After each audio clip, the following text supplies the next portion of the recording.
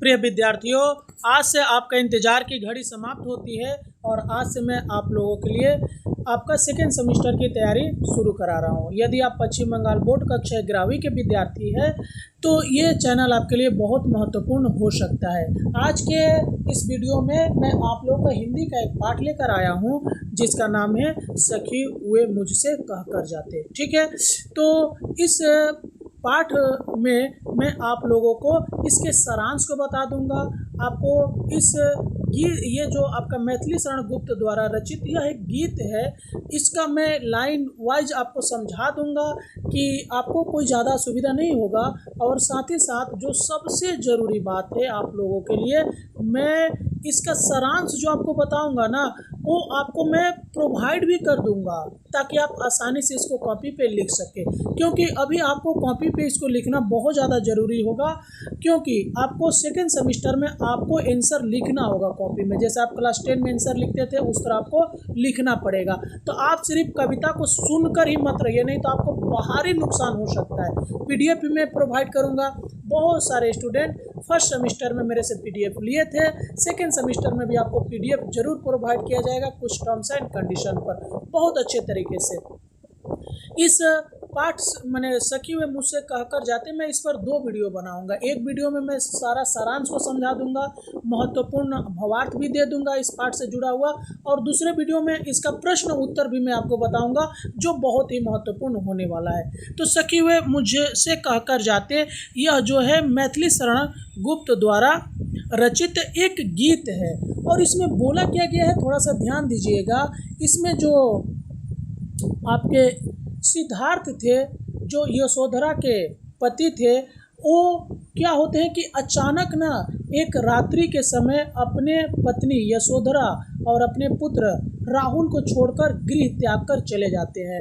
और जब यशोधरा सुबह में उठती है तो उसे बड़ा अफसोस होता है कि उसके पति चले क्यों गए। तो उसी का जो दुख है, जो वेदना है, उसको कवि ने व्यक्त किया है। तो ठीक है, इसको थोड़ा ध्यान से सुनिएगा कि सखी वे मुझसे कहकर जाते यह जो एक गीत है मैथिली शरण गुप्त द्वारा रचित एक चंपू काव्य है। थोड़ा सा ध्यान दीजिएगा, चंपू काव्य है, यशोधरा से लिया गया है। ये माने यशोधरा से इसको लिया गया है।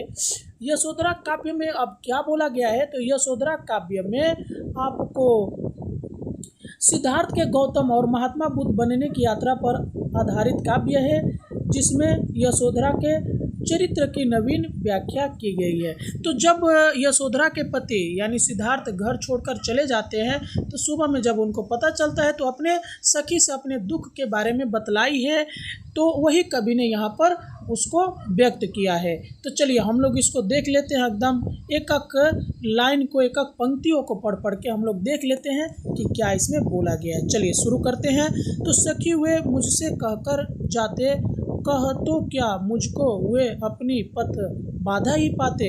यानी जब सिद्धार्थ अपना गृह त्याग दिए हैं तो यशोधरा सुबह में उठकर अपने सहेलियों से यह बात कर रही है कि यदि उनके जो पति सिद्धार्थ है उन्हें बिना बताए हुए चुपचाप चले जाने पर माने दुख को व्यक्त कर रही है। और यहाँ पर यशोधरा दुखी मन से अपनी सहेली से अपनी वेदना प्रकट करते हुए कहती है कि उसके पति सिद्धि प्राप्ति करने के लिए गए हैं। यह बहुत माने उसके लिए बहुत गौरव और शान की बात है, लेकिन बिना बताए गए यह अत्यंत उसके लिए बहुत दुखदाई है। यशोधरा के लिए बहुत खराब लग रहा है कि उनके पति बिना बताए हुए चले गए।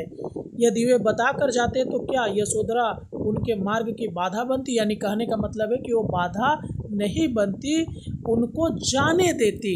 आगे देख लीजिए, मुझको बहुत उन्होंने माना फिर भी क्या पूरा पहचाना। मैंने मुख्य उसी को जाना जो वे मन में लाते। सखी वे मुझसे कहकर जाते, स्वयं सुसज्जित करके क्षण में प्रियतम को प्राणों के पण में हमें भेज देती है रण में। छात्र धर्म के नाते सखी वे मुझसे कहकर जाते।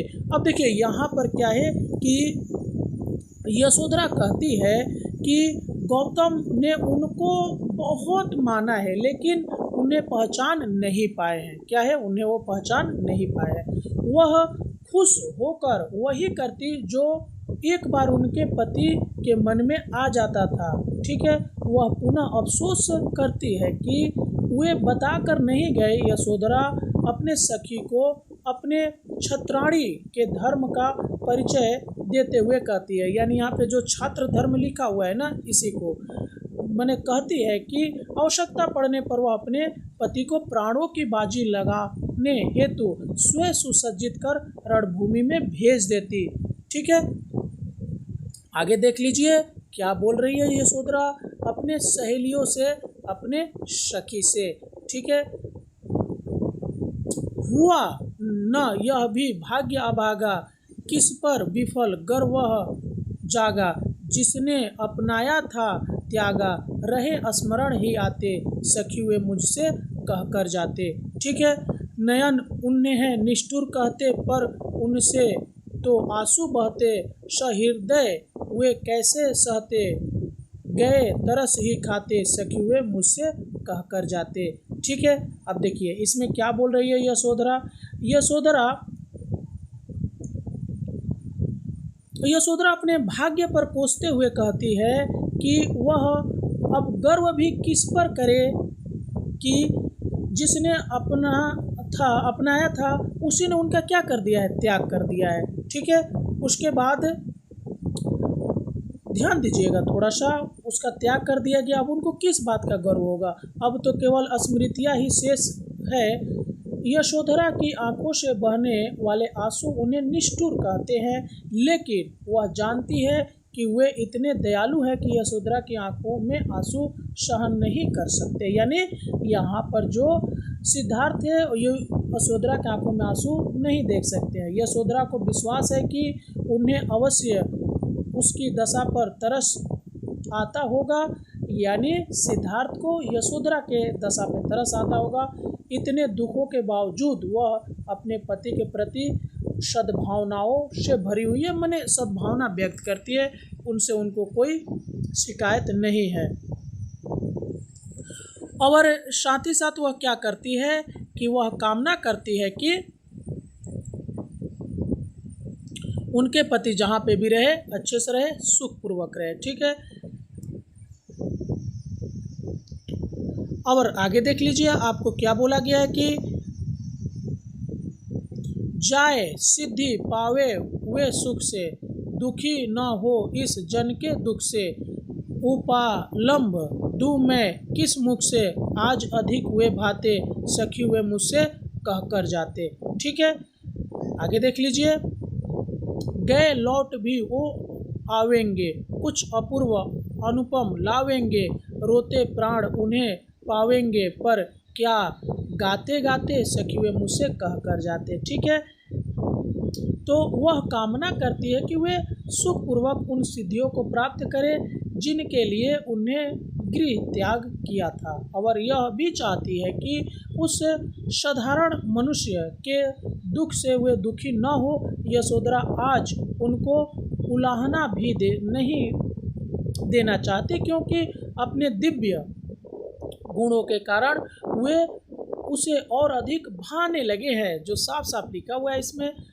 आगे देख लीजिए, आशावादी स्वर में यशोधरा अपने सखी से कहती है कि वे गए हैं तो लौटेंगे भी, और साथ में कुछ असाधारण उपलब्धि या लेकर लौटेंगे। सवाल यही है कि क्या यशोधरा तब तक अपने प्राणों को विसर्जित होने से रोक पाएगी। यानी कहने का मतलब है कि रोते रोते उनके स्वागत में गीत गा पाएगी। अंतिम पंक्तियों में पुनः यशोधरा गौतम के बिना बताए चले जाने पर दुख को व्यक्त करती है। ठीक है, अब देखिए इस कवि ये जो गीत है जो यशोधरा से लिया गया है, इसमें मैथिली शरण गुप्त जी ने क्या बतलाया है कि गुप्त जी ने एक बार फिर से नारी जीवन के प्रति अपनी उदार एवं करुण दृष्टि का परिचय दिया है। और ठीक है, यशोधरा के माध्यम से उन्होंने यह बतलाया है कि पुरुषों का गृह त्यागी होकर सन्यासी हो जाना स्त्रियों की तुलना में काफ़ी सरल है। ठीक है, अब चलिए आप ये देख लीजिए, इसके कुछ शब्दार्थ में आपको यहाँ पे दिखा देता हूँ। जैसे पग बाधा, रास्ते की रुकावट, माना मने सम्मानित या पहचान मने समझना पहचानना, सुसज्जित मने अच्छे से सजाया हुआ, प्राणों के पड़ में मने जीवन दांव पर लगाकर, छात्र धर्म मने योद्धा का कर्तव्य, ठीक है। विफल गर्व मने असफल, अहंकार, त्यागा मने छोड़ा, सदय हृदय मने दयालु हृदय से, निष्ठुर मने निर्दयी। और जो मैंने आपको इस कविता को समझाया हूँ, यहाँ पे इसके सारांश को मैं आपको दिखा दे रहा हूँ। स्क्रॉल करके वीडियो को धीरे धीरे आप लोग इसे ज़रूर नोट डाउन अपने कॉपी पे करके रखिएगा। पीडीएफ अगर लेना चाहते हैं तो इस वीडियो के डिस्क्रिप्शन में मेरा व्हाट्सअप नंबर दिया गया है, वहाँ से जुड़कर ज़रूर पीडीएफ ले।